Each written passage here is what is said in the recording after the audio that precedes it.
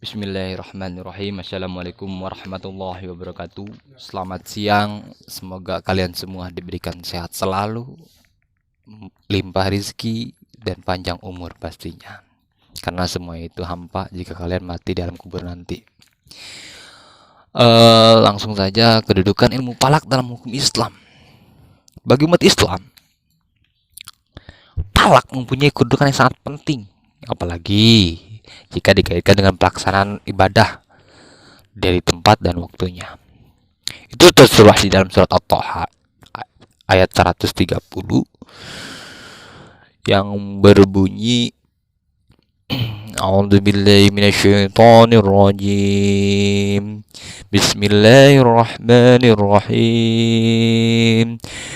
Fashabir ala ma yaquluna washabbah bihamdi rabbika qabla tulu'i syamsi wa qabla ghurubiha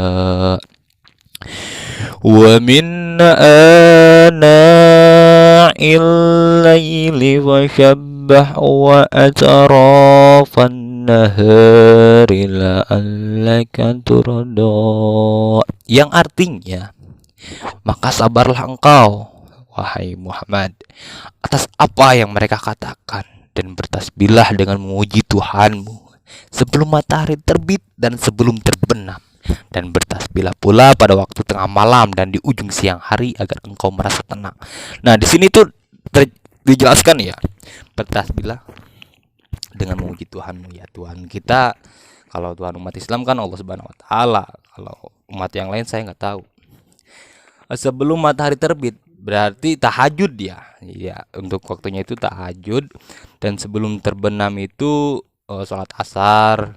Nah, waktu tengah malam itu tahajud, dan di ujung siang hari itu bisa duha, bisa sholat duhur, atau ketika engkau merasa tenang gitu. Karena ketika kita beribadah itu ada ketenangan sendiri di dalam hati kita, di dalam kalbu kita ketika kita benar-benar ibadah. Sekian dan terima kasih, mungkin akan dilanjutkan oleh kawan saya yang lain. Kurang lebihnya mohon maaf, dan apapun yang ada mohon dimaafkan saja. Setelah saya lanjutkan untuk pembahasan mengenai kedudukan ilmu falak dalam hukum Islam.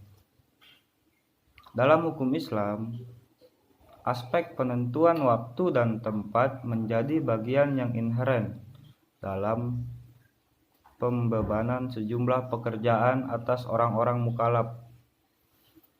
Hukum Islam bahkan menjadikan aspek mawakit tersebut sebagai bagian dalam pelaksanaan 4 pekerjaan utama yang terangkum dalam rukun-rukun Islam, yakni salat, zakat, puasa, dan haji. Salat disyariatkan untuk ditegakkan pada waktu-waktu tertentu dengan cara menghadap ke tempat atau ke arah tertentu. Zakat untuk jenis harta tertentu, kewajiban membayarnya berlaku pada saat masa kepemilikannya sebesar minimal nishab telah memenuhi ketentuan jatuh tempo 1 tahun. Puasa dipardukan atas para mukallaf yang menyaksikan hidup dan juga mengalami bulan Ramadan dan dalam bentangan waktu tertentu, yakni mulai dari terbit fajar shodiq sampai terbenam matahari. Haji wajib dikerjakan pada waktu tertentu serta dan pada tempat tertentu.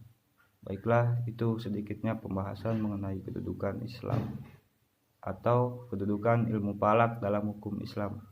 Terima kasih. Baik, terima kasih moderator. Saya akan melanjutkan yang bagian B, ayat Al-Quran yang berkaitan dengan ilmu falak. Nah, dalam sejumlah ayat Al-Quran dan hadis Shallallahu Alaihi Wasallam yang memberikan isyarat dan motivasi agar umat Islam mempelajari, menguasai, dan mengembangkan ilmu falak untuk dijadikan pedoman dalam melakukan aktivitas dan beribadah. Nah, Sebetulnya ada 3 hal yang perlu kita ketahui dari ungkapan Al-Quran yang memakai kata-kata seperti An-Najmi yang artinya bintang-bintang, Al-Ard yang artinya bumi, Al-Buruj yang artinya zodiak, As-Sams yang artinya matahari, Al-Qamar yang artinya bulan. Nah,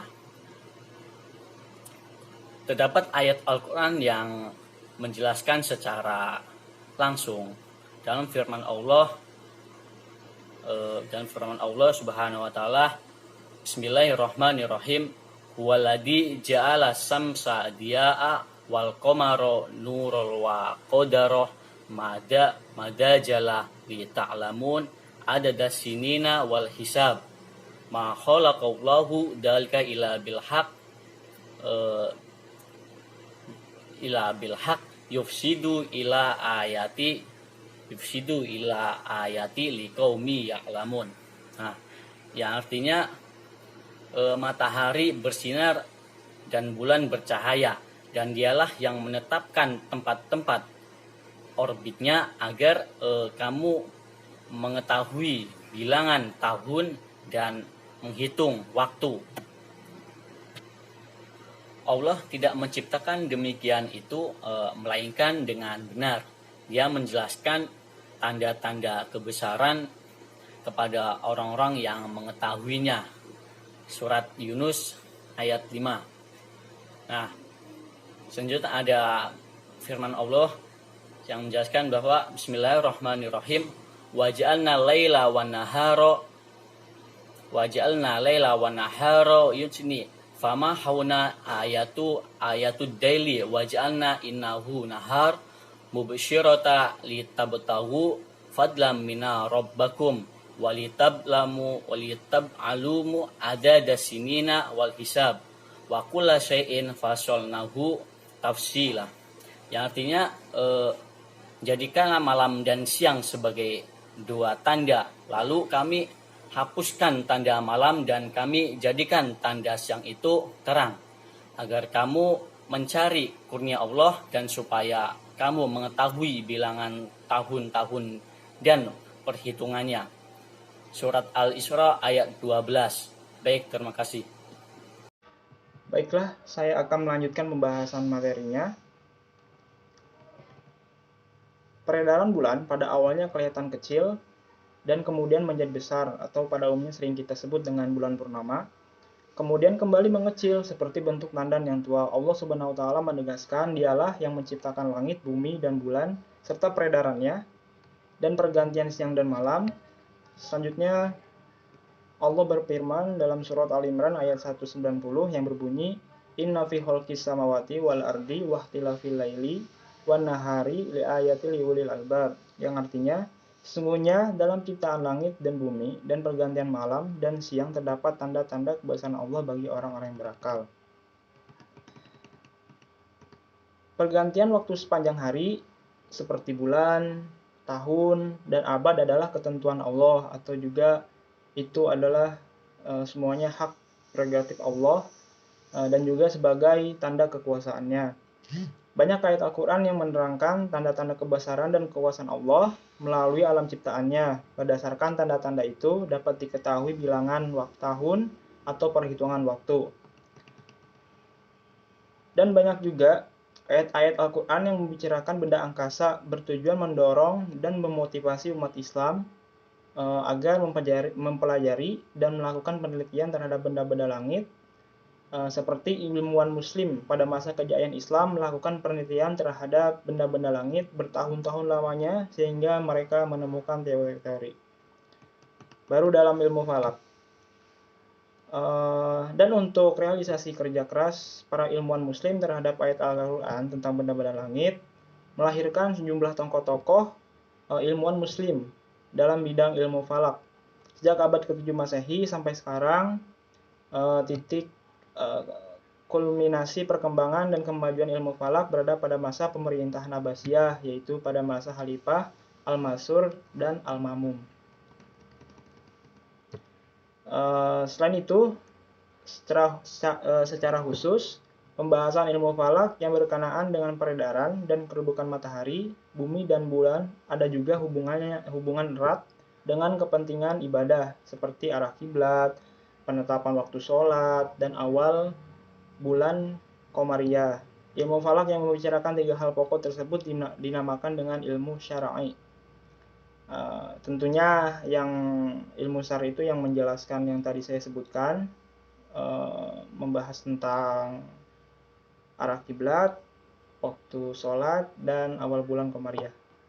Terima kasih.